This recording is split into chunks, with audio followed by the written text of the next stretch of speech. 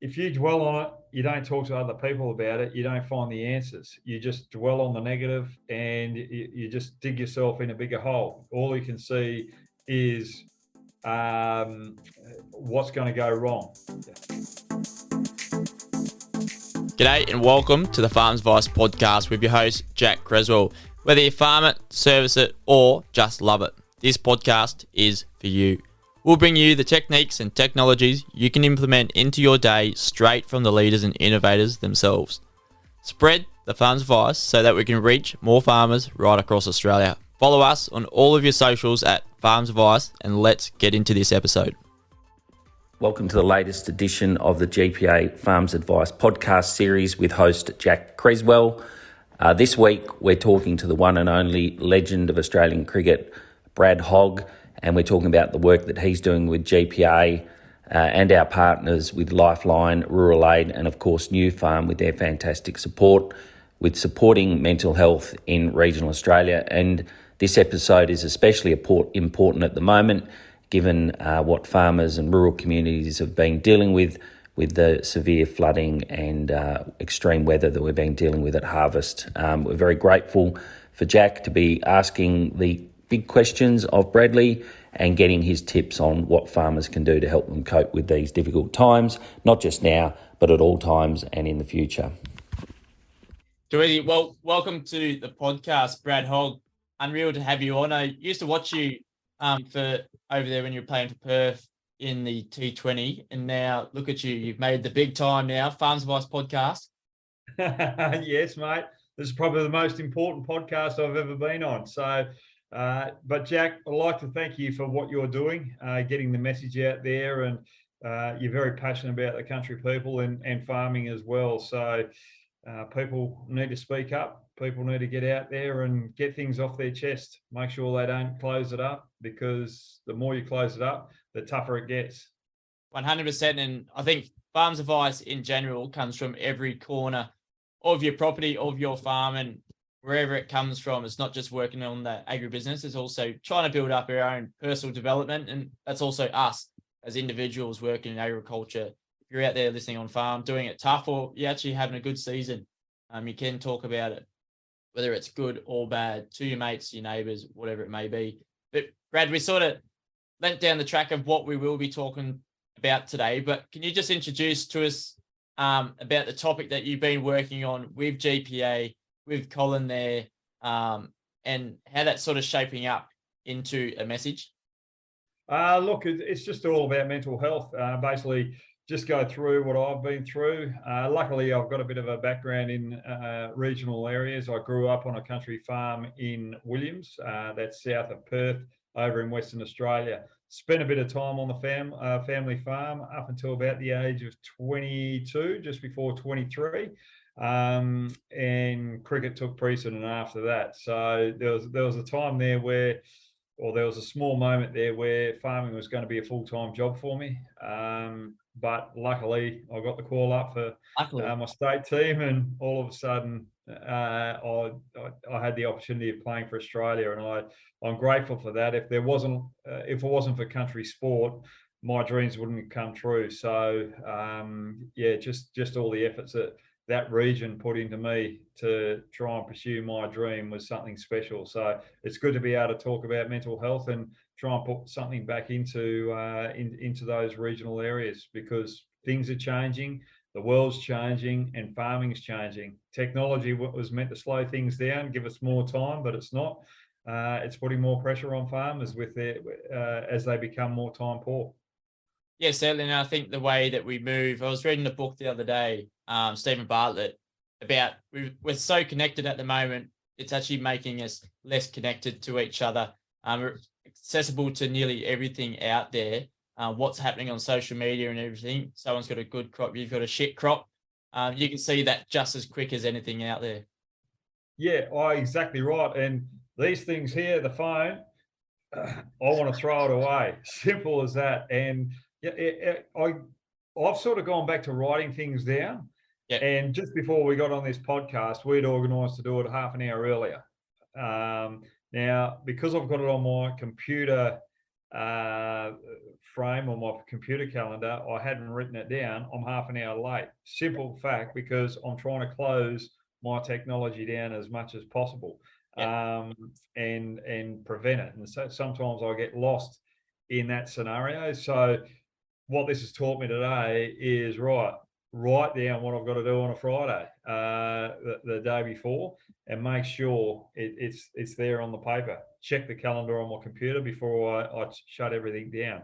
I didn't do that, but the more I get away from social media, the happier I actually get. The more I get away from technology, the happier I get. I had my iPad where you've got your Kindle, where on the iPad where I was trying to read books when I traveled, just to try and save luggage. Yeah. But what that did was kept me connected. So while I've got my Kindle up there and I'm reading a book, all of a sudden little notifications are coming. I turn those notifications off, but still in the back of my brain, I know it's in the back, and I still go to them. So I've gone back to the hard books now, where I'm reading from the paper, and it feels so much better as well. And you give it more time, and you give it the attention it needs. And I think sometimes being too connected, just puts us in a bad spot. And get off Twitter. Take Twitter off your phone. Tell a farmer that. Yeah, it's what you should be doing is, while you're on your tractor, because you're spending more time on your tractor than the days I spent on the farm. If you want to connect with people, ring them up. Yeah. Talk physically to them, because the voice is better than just texting, because you don't get the context. You don't get that connection. It's better to face, but as we become more time poor, get on there and chat physically. Yeah, absolutely. And it probably comes back to whatever medium you have with you at the moment. If you can go over there face to face, there's nothing better than face to face conversation with your neighbours, your family, or your mates, however sort of far away it is, for that. But I think it's a pretty important message. I don't know, a couple of months ago, just randomly, we've got all these sort of days, Are You OK Day. They're amazing. They fulfill their job within the day and throughout the year. But also that sort of booked in appointment of make sure you're checking with your mates. It was just a story on Instagram, I think, and it actually flew a long way into farmers out there checking on their mates, little like toggle in their mind, that reminder that we're all sort of needing consistently, more so than just that once off a year approach. Oh, definitely. I think while I'm here in Bangladesh doing the commentary, I can't find the piece of paper, but I've written down a list of people that I want to stay in touch with, or need to stay in touch with while I'm over here. Because in the past I don't, and I'm very poor in that aspect of it. I don't like small talk. I don't like ringing up people just for the sake of it, because you're interfering with their time. But at the end of the day, you've got to stay connected, and stay on top of the things that you're connected with them. So I've got surfing mates, I've got cricket mates, I've got business mates or associates. So there's different topics that we talk about as I ring them up. And in doing so, it just makes me feel as though I'm home, and on their side, it makes me feel, or makes them feel, that I'm still part of their lives. Yeah, 100%. And I think it goes a little left unappreciated, but everyone knows, like in my heart, in me, I'm like, geez, Hogg, for that call or whatever. When you have been approached, even if it's a message, hey, young mate, hope's all good with your crops, your farming, your cricket. I hope the Saturday cricket scores a blowout for you, or you got more than a duck of what last week was. Even coming back to those communities of sport, bringing together the farming community. I think we've seen a few shining lights of a few sporting teams getting back into it. We had the 6Bs. He was on previously on the podcast talking about that bonding, bringing people back together, having that sense of community. And I think in 2022, the way that the environment's played us out for farmers, we've had the floods, Ugara, right through to Tasmania, Forbes being hit quite hard, and just sort of farmers needing to bounce back from that financially, mentally, and also with a smile on their face to show up for another day. Yeah, I think you bring out some good points there. You know, you go through tough times with floods that ruin crops. Might be a fire as well in other parts of the country.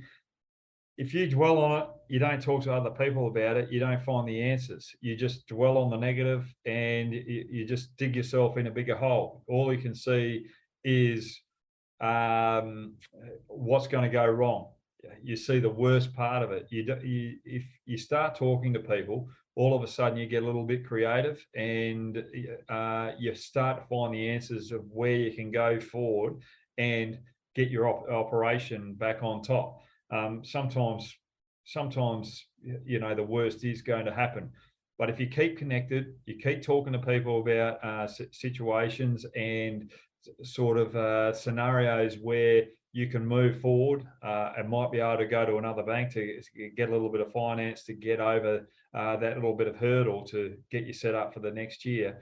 Yeah, it's always good to talk about to other people because they might come with you with ideas, but also while you're talking and you're getting things off your chest, it just lightens the load a little bit, but your mind starts to clear up and all of a sudden, oh, right, I've got that little bit of a financial leeway or cushion over here that's going to get me through there rather than thinking, well, I haven't, because you're just so negative all the time. You sort of forget about that little bit of cushion.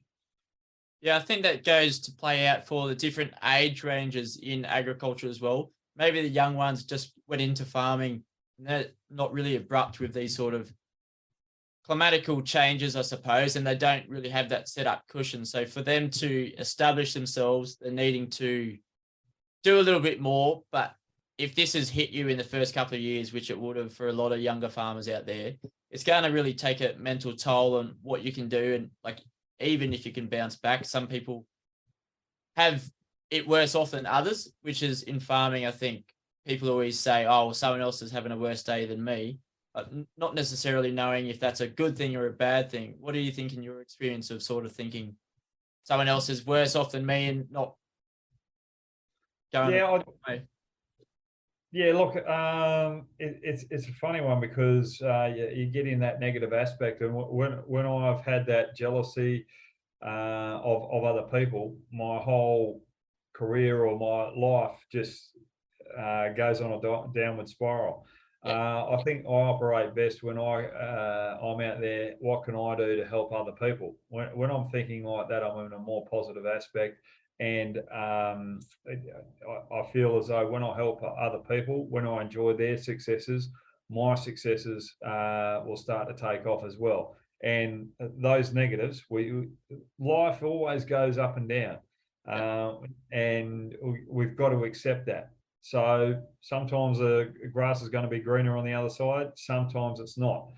But at the end of the day, too, the things that I'm learning, and I'm just reading a book now, is it's about keeping in contact. But you know, you've got your bank manager, you've got your next door neighbour. It's not just talking about farming or anything like that. It's about getting to know them as well.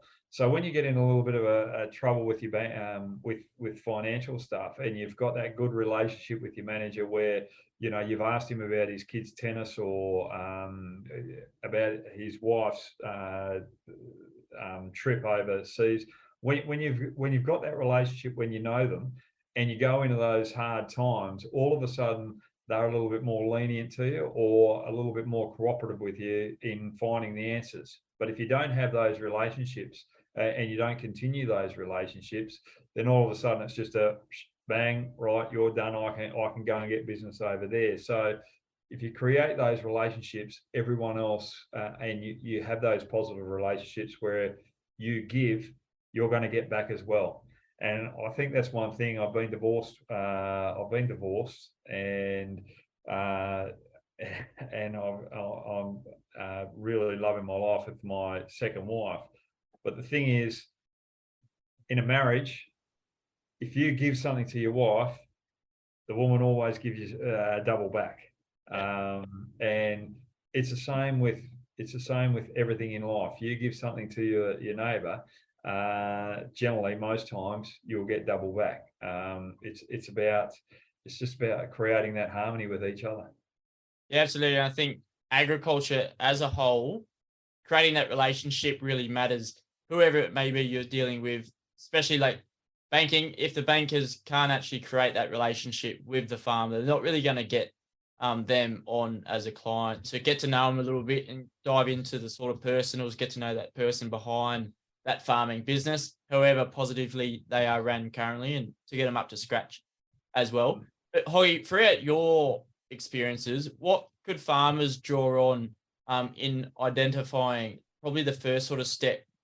Like I've been down, haven't been myself for the last few years or whatever. And I don't know, how can we identify this as young or older farmers out there that, I don't know, we might need a little bit of pick me up? You sort of removed yourself from the local community or even your family, and you just seem to go out in the paddock on your own. What's something that they can do out there to identify how they're sort of feeling if they're not personable sort of people themselves? Yeah, I think when you start to detach yourself, but it's a different experience for each individual. So that's one thing that we've got to understand. I think with my personal experience, it becomes where I fall into trouble is I have a lot of self-doubt. When that self-doubt, that might be because something is happening on the farm, or it might have been an experience that I had with one of my teammates that gives me the self-doubt to walk out the hotel door to go and mingle with my teammates. It's only a small thing that grows. And I think if you have that that small issue that happens, you've got to be honest with yourself, and you've got to go and face it straight away. If you don't face it straight away, as we keep talking about, it digs deeper and deeper and deeper. You've got to have faith rather than fear. So I caught up with one of the brothers that I went to school with the other day. I hadn't seen him for about 8 years. He wrote me a letter, and I thought, I've got to catch up with him. And I was out at a cafe having a meeting with someone else, and he walked in, so I caught up with him. And he said, you've got fear and faith. All right. There's two things. You can live in fear, or you can live in faith. If you live in faith, you're still going to get you're going to get a better result because you're in a more positive mind. If you're living in fear, you're going to have that negative result. So you've just got to keep having that faith that all your interactions that you have when you go into town, make sure you're trying to give as much as you can to that particular person. You're trying to have dialogue, and when you have that dialogue, you start to realize that other people are going through problems themselves as well, and you help each other out. It's all about communication down the track, communication and connection. So sometimes when you're feeling like that, you've had 2 days where so I might have had 2 days where I've just planted myself in the hotel room. I've just gone, right, this is not good for me. I've got to go out and mingle with these blokes and find that common ground. So it's just about not getting over that fear, having the faith that you're contributing to the community, and your contribution is something special that livens up that community. When you think like that, people will feel that energy coming from you. But when you're slightly negative or slightly backward, they feel that people feel that energy as well. I don't know. It's a good comment, that one, in electricity. People feel your electricity with the environment that you're in. Yeah, 100%. And I think coming back into that, just sort of breaking into breaking that ceiling, and actually like that anxious sort of barrier that you may have or whatever, or you're not really feeling up to it, for those farmers that probably lost so much, wiped out with all their crops, with nothing left, and having to actually clean up that paddock is pretty distraughting as a whole. But how we can actually bounce back, that you're not going to bounce back financially the next day or the day after that, but it's a slow process of building up step by step. How can we take step by step, put one foot in front of the other, do you think, and actually see the light at the end of the tunnel? Yeah, well, try and look at the bigger picture. Try and look out where you want to be next year, and try and picture yourself where you don't have that same issue the following year. And it's all about trying to have that positive goal out the back end. And sort of in doing that, just sort of having your memory that, right, farming, we do have these up and down periods. It's happened before, it's going to happen again, but I'm resilient enough and I have faith that I'm going to get over it next year. I'm going to get through it till next year, and we're going to be back on track. So it's about preparation, and then a couple of years down the track, or with that bigger picture down the track, you've just got to have a scenario, or try and put yourself in a position where you've just got some financial backing for a rainy day down the track as well. So you don't put all your eggs in one basket. So you've just got that buffer for the next time it happens. I think that's where it's the same with cricket. Sometimes you just think, right, I've got to get the wicket here, and it's not the situation to get the wicket. You've got to try and keep it tight. If you keep it tight, you'll get the wicket and you'll get the momentum back in your game for your team. Sometimes you panic and go, right, I've just got to make what sort of decision is it? It's a rash decision where the moment has got to you. And sometimes you've got to sit back and go, right, I need an hour or two to think about this. All right. That little hour or two, sometimes when you step back, look at the big picture, can get you on the right track. But if you don't sit back for that hour and think about, right, where do I want to be, all of a sudden you've just rushed in and you've done more damage. How do you think that plays out you've got a bit of a cloudy mind currently, going through, trying to sift through what's happening, get the sort of day-to-day job done, but stepping back and actually taking a look at that bigger picture, seeing where you can sort of build that momentum up and not sort of break at each ball as it goes, as each over goes as well. How do you sort of build that up as farmers, using a metaphor of cricket or something? Yeah, using a metaphor of cricket. I guess how I can put that to answer your question is periods where I didn't sit down and plan my day, or I've got a game to this afternoon or tomorrow. I'll sit down and meditate, and I'll look at the worst case scenario. How am I going to react to that worst case scenario? All right. So it's all about trying to control my emotions and work out, right, if I feel like that, I've got to control my emotions and still believe that I'm good enough to get back into that contest if he hits me for six, or I don't get the wicket, or so forth. So when I'm under pressure, how am I going to react? So I think with anything in life, it's about trying to get the tools, the resources to sit back and help you go, how am I going to react to that? How do I control my emotions? And the other thing there too is get some coaching. It might sound silly, but I've actually got a coach now. I've been diagnosed with ADHD, and the coach is Tanya. She's from over in Victoria. Her hubby's a milk farmer, dairy farmer. Yeah. Milk farmer. Got to say dairy farmer. Come on. And having that coach has helped me find the tools to get my life back on track, because there's so many positives that I've got in my DNA, or there's so many positives in my personality that make me strive, but I've also got some negatives. And we worked out one of those negatives with you and me today.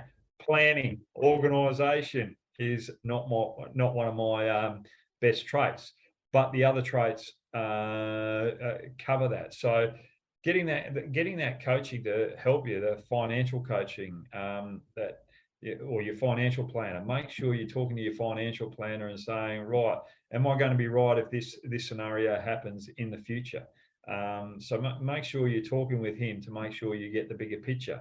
And when you're talking to those financial planners, all of a sudden it takes a weight off your shoulders, because he's helping you get the plan to make sure that you can be adaptable when things don't go your way, or you can be adaptable when things go your way as well. So when I say that, I look at it on a cricket perspective.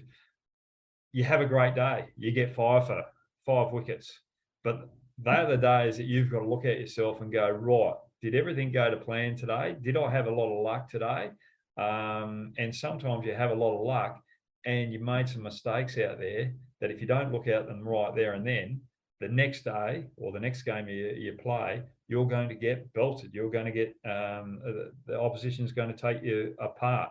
If you go back to the Ashes where Steve Smith made a double 100, you could see his footwork, his foot patterns changing as the innings went on. He got more expansive. The next game, he got two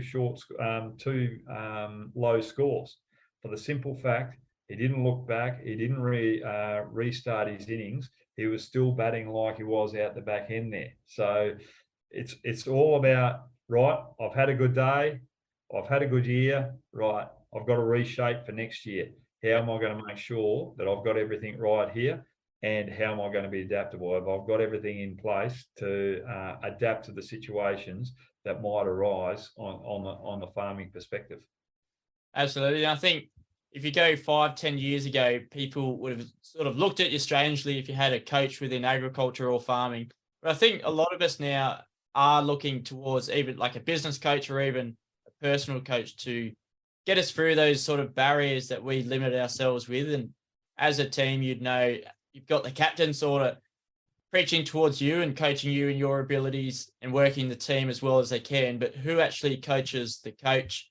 And for that coach, it's probably the farmer, the mum or the dad on farm, or both of them together, depending how your family dynamic is, who coaches them. And I think that's a bit of a great way to shine it into farmers that we actually do need a bit of coaching, whether it be working on our communication skills. They do lack a little bit within agriculture. I'll be first to say that on my behalf as well. But like this podcast was a personal development for myself, but also enhancing what we do in the industry as well for these bad times and the good times, adding that consistency and that constant sort of dialogue, talking with your bank, talking with your accountant, knowing what your numbers are before there's a blowout there, or 6 months, 8 months down the track, you don't want to go, oh shit, now like it's too late to react to anything, and keeping that consistent dialogue with your different array of sort of coaches out there, and how you sort of work with them constantly. Yeah, well, you brought up a good point there. You don't want to be left in a position where you're reacting. So any situation, you don't want to be reacting. You want to be responding, but you've got to be proactive as well. And being proactive is keeping those relationships up. And you also brought up a great point there. Farmers, they're getting more isolated now as the farms get bigger. And I was in a pretty strong community down there in Williams, but I was still very insecure when I went out. I found it hard to talk, and just the progress of life, and putting yourself in different situations and challenging yourself, it helps you grow. And people out there that are fearing talking to other people, are a little bit shy and nervous. Try and get over that fear, because the first conversation, the next conversation you have, and then you have another conversation, all of a sudden you're just gaining confidence slowly, and you're growing. So it's a long journey. It's not a short journey. Don't think that don't think your Donald Trumps and all those type of people out there are fully confident and so forth. Those guys have got a lot of insecurities as well, and they cover that up their insecurities with some of the faults that you see with them as well. And I learned that through the cricket world. I'm thinking, right, these particular players have got everything covered. They know they're living the perfect world. But after a time getting to know them, they're covering up a lot of insecurities. So, yeah, everyone's got them. So, you're not in the same boat. It's about just trying to find those processes and get a little bit of coaching to help you get over those particular stages. Yeah, it is. That situation changes for everyone. I always say no farm's the same. Everyone does out there. But Hoggy, what was that first initial question you probably asked of yourself to get a coach, life coach, to give you some direction? Was it like you had to dive a bit deeper to make that leap? How did it work for you? Look, I was just having a few issues at home, but also a bit of the insecurity had come back into me, into my life, where I wasn't going out and meeting people. So in 2008, 9, 10, I went through a period there where I went quiet, and I was going quiet again, and I realised, hang on, I've got to get some help this time. So doing some stuff with Lifeline, they gave me a little bit of assistance. I got a psychologist. She was helpful, but at the end of the day, I needed something different. And I'd tried all these resources, and I'd come to the ADHD coach. I got diagnosed with ADHD over the last year as well, because a few close people with me, well, what about you going to get diagnosed? And that was a big picture. That was really good. I kind of knew that I had it, but all of a sudden, right, this is where I'm at now. This is the help that I need. And Tanya has been sensational. So I've found the right person to help me. So that's the other thing. If you've got a coach and it's or you've got someone that's helping you out that it's not quite working out, don't be shy to say, look, I don't think it's working out. I think I need to speak to someone else. Is there anyone else that you know that might be able to meet my personality or match my needs? Because not everyone's got the answers. You and I, we get on, but we might not be best mates because of our different personalities. You don't have to please everyone. There's people out there that you're going to please. There's people out there that you're not going to please. Stop worrying about the people that you don't please. Just worry about the people that are in your court and are in your sphere where you really get on. So that's probably where we'll go with that. Bit of an eye-opener for agriculture too, because I think our way of relationships and setting them up, I think we're worried of letting that person down if we were to leave them. I actually, like, as a relation to what we're talking about, tendering out your loan, your farm loan, to get an improvement on what you're doing, but sort of tendering out what direction you want to do. And if it's not working, just to sort of cut it off there. Both parties leave happier in relationship, as long as you sort of know you don't want to be plodding along day by day, year to year, and not really gain any results. So if you're not seeing results for yourself personally, as a family or as a working team, as a farm, you could probably move on and chase another direction with that mentally. Yeah, definitely. I'll give you an example with that too. Is I had a relationship with a guy. I won't mention where it was or who it was or what it was all about, but I got involved, and I knew from the start that it wasn't right. And for some reason, I got greedy. I wanted more rather than just being happy with the road that I'm on and keeping the relationships strong that I had. So I got someone else involved to, right, okay, we're gonna make a bit more here than, just stay on the same path that I had. I'd just gone through the divorce as well. So all of a sudden the panic got in there with the financial side of things. So I made the wrong decision, but I kept that relationship for 2 years, and it cost me another 2 years, 2 years of wages, because he took all my money. And I didn't see any of I didn't see any of it. So, that's the time you've got to sometimes trust your gut instinct and your intuition when you're dealing with people as well. But always be humble with it and be respectful with it. You don't want to lose relationships, or you don't want to be tough on it. you want to make sure it's respectful, because you never know, life changes, and it could be another 5 years down the track. You meet up with this particular person and all of a sudden you hit it off. And that's happened a lot as well. So for me, yeah, stay respectful, keep everything, always finish your interactions on a positive note. Yeah. So if you and I are having a bit of a debate, at the end of it, we walk away and go, right, have a great day, mate.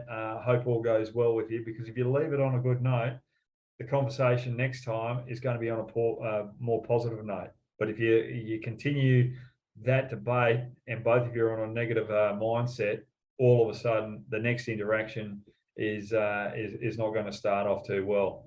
And there's another thing that I've just come across too, is always respect someone else's difference of opinion, because at the end of the day, you're both trying to get to the truth. Yeah. If you keep fighting and you dig your heels in and you don't respect the other person's comment, yeah, you're going to get nowhere. So always respect and love the other person's opinion, because you're just trying to get to the truth. That's a good one. And Hogg, you probably spent a fair few days in the nets, even a fair few summers in that. But have you, throughout your career, not really known when to take a break, to separate yourself from what the situation is, and then, I don't know, in a month, 6 months later, next summer, come back into it with a bit more passion? Like, a lot of people within sports lose passion for the game. They take a year off and then they come back and they're number one for that. And that can sort of work out within farming. If farmers are 24/7, 365 days of the year, and they don't take a break, they're sort of losing this passion. How's that played out for you? And have you taken a break, and what sort of results have you seen? That's a very good question, that one, because I always found it hard to take a break. Yeah. And I'd have a couple of days here and there where I'd take my family away for a holiday, but it was always in the back of my mind, I've got to be doing something. I've got to be doing something.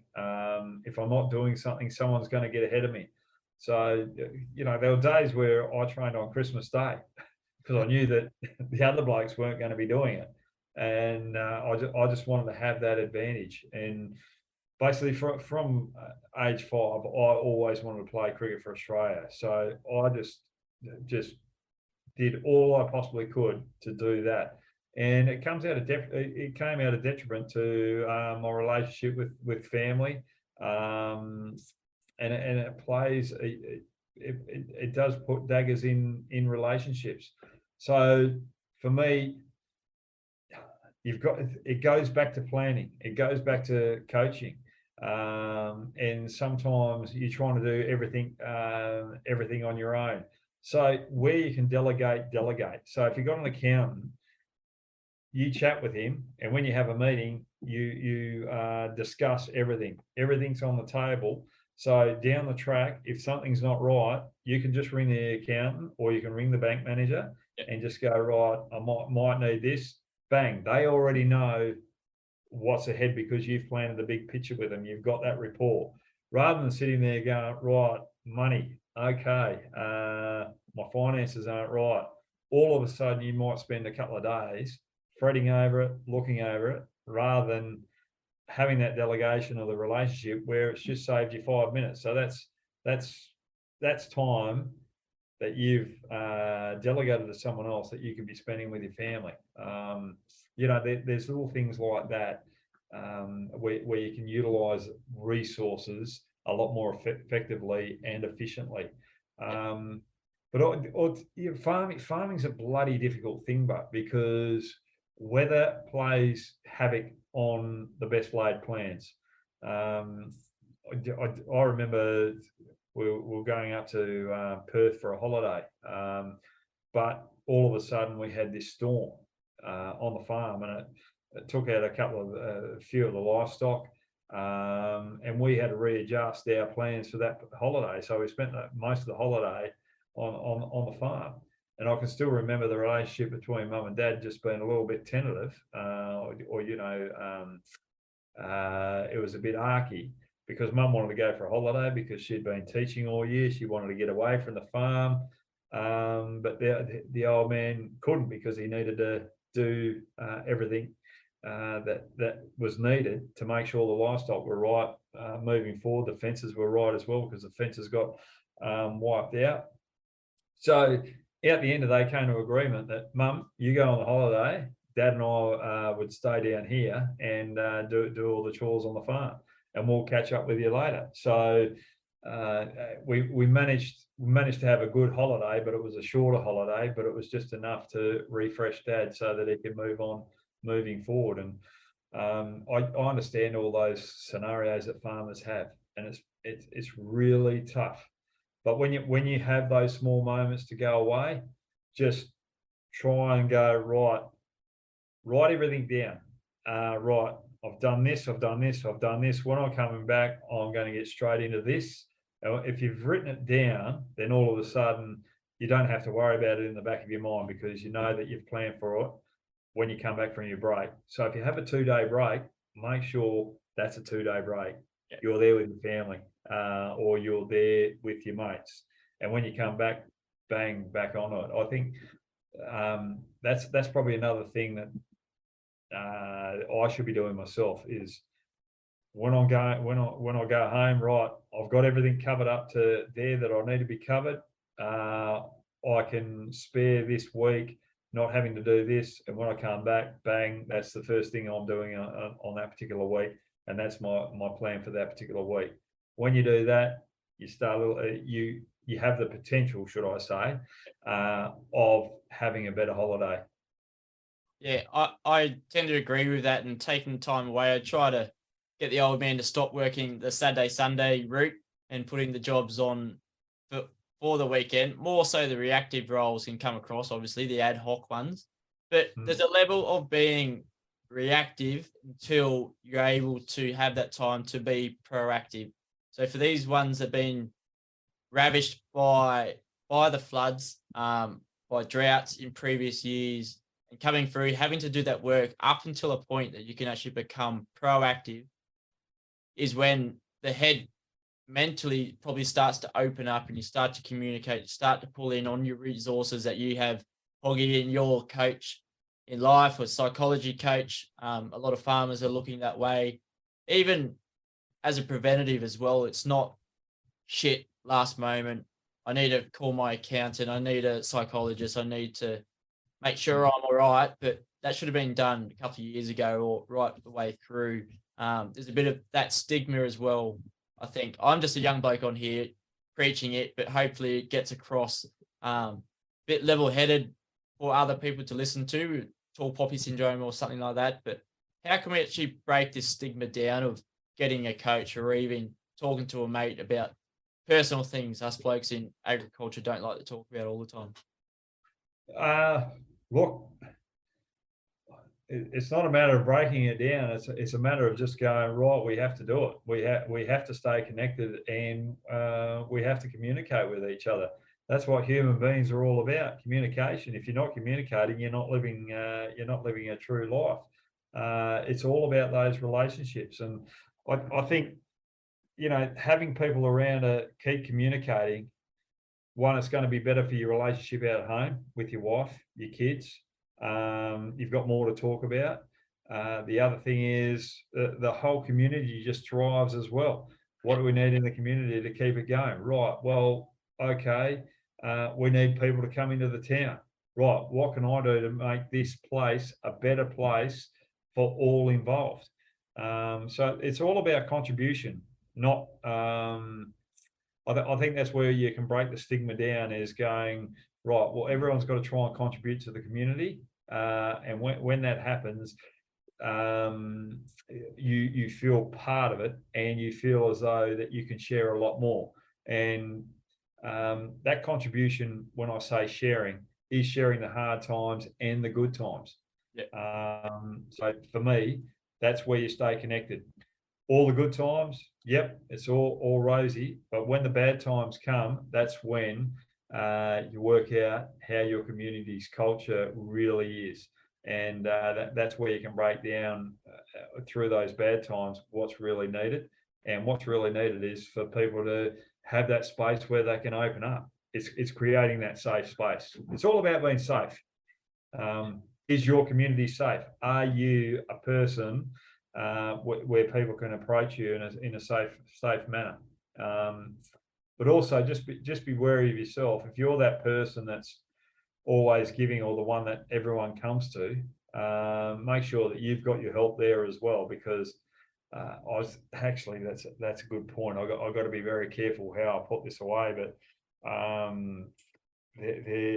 there's a leader, a captain of a cricket team, and he was just trying to give. He was always there for all the players, and he was always asking, "How you going, mate? How you going? Do you need anything? Do you need anything?"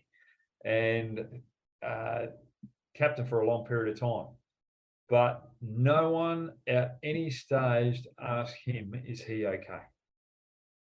No one.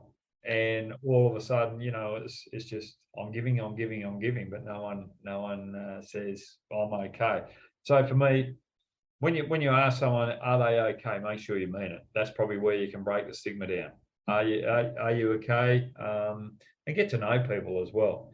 So this is the other way that you can break it down is when you know people and you can start reading people, then that's helping break the stigma down. But you don't have to go, "Hey Jack, something doesn't seem right."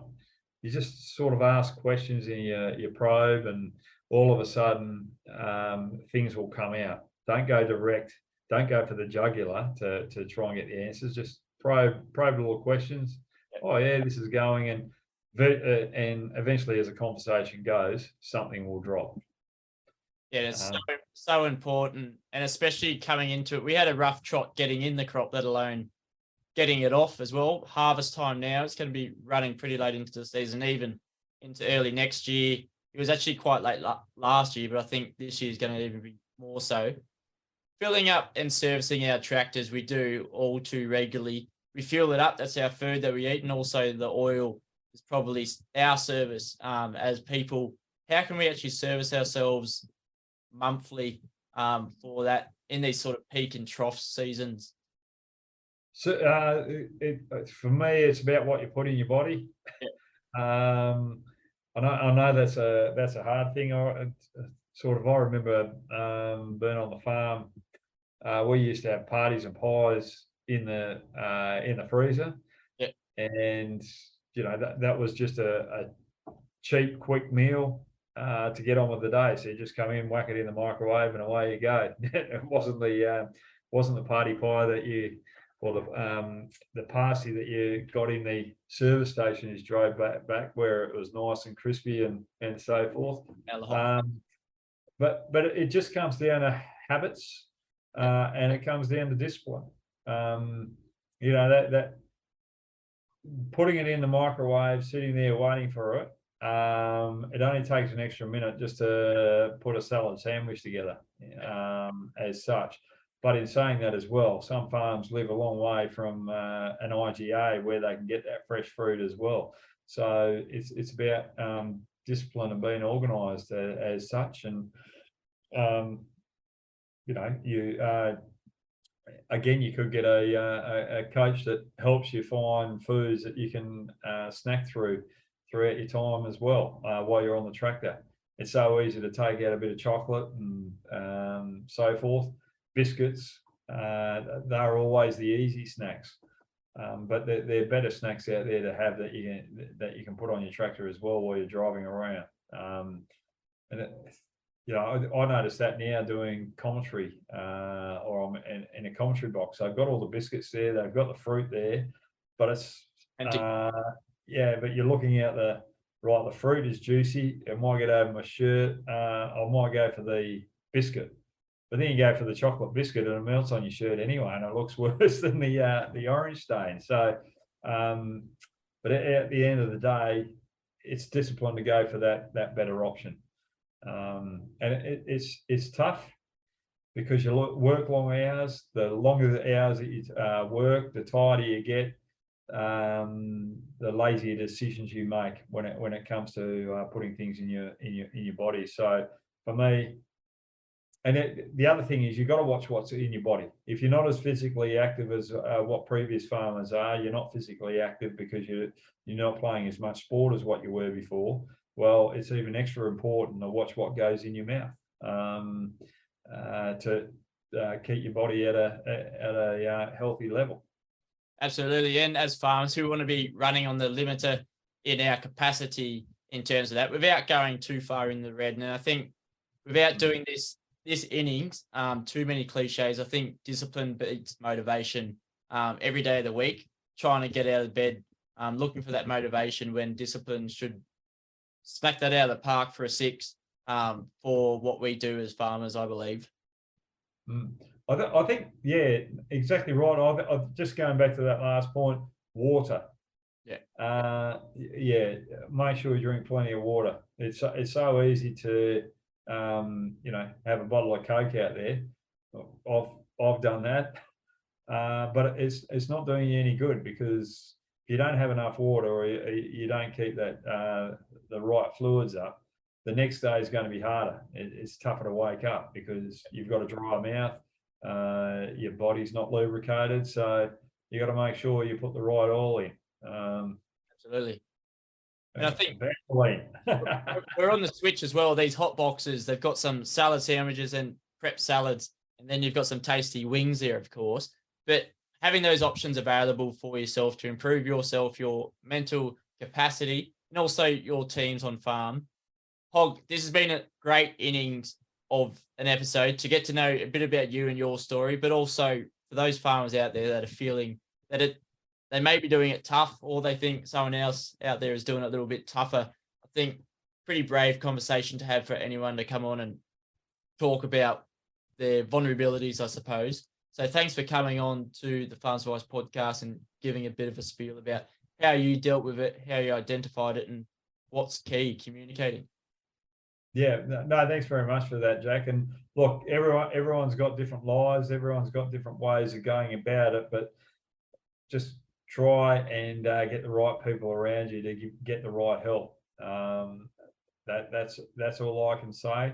And be there for others as well when in times of need, because we're all a tribe in our little community, and let's make sure our communities thrive. And Jack, you do such a wonderful job putting yourself out there too with this vulnerability, but it's also making you grow, as you said earlier. And that's what it's all about. Putting yourself out there, challenge yourself. And Jack is an inspiration, and he's doing wonderful things for the community of Australia, Australian rural areas. Well done, Jack. Definitely. Cheers, Hogg. So great piece of farms advice there to end. And we may have to just bring in some other cricketers that have some links to farms. Ricky Ponting doesn't have a link to a farm, does he? I don't think so. We'll make him one. He can come landmark. I think Glenn McGrath's probably the one. Very close as well. Yeah, Glenn McGrath. You can Matthew Hayden came from a nut farm. There's a few out there. So not so many in WA, but more so over on the East Coast. We'll have to do a ring around, see who we can get on for next year. Yep, rightio, no drama. Well, Hoggy, thanks so much, mate. Have a good time over in Bangladesh. Thanks very much, Jack. And this Farms Advice episode does not stop here. Come and join the conversation on Facebook, Twitter, Instagram, or TikTok, and even join our Facebook group. Go to farmsadvice.com.au for more on this episode and spread the hashtag FarmsAdvice to your mates. If you can leave a review on Apple or Spotify, that will let other farmers find us too. But until then, see you next Tuesday. In the spirit of reconciliation, the Farms Advice podcast acknowledges the traditional custodians of country throughout Australia and their connections to land, sea, and community. We pay our respect to their elders, past and present, and extend that respect to all Aboriginal Torres Strait Islander people today.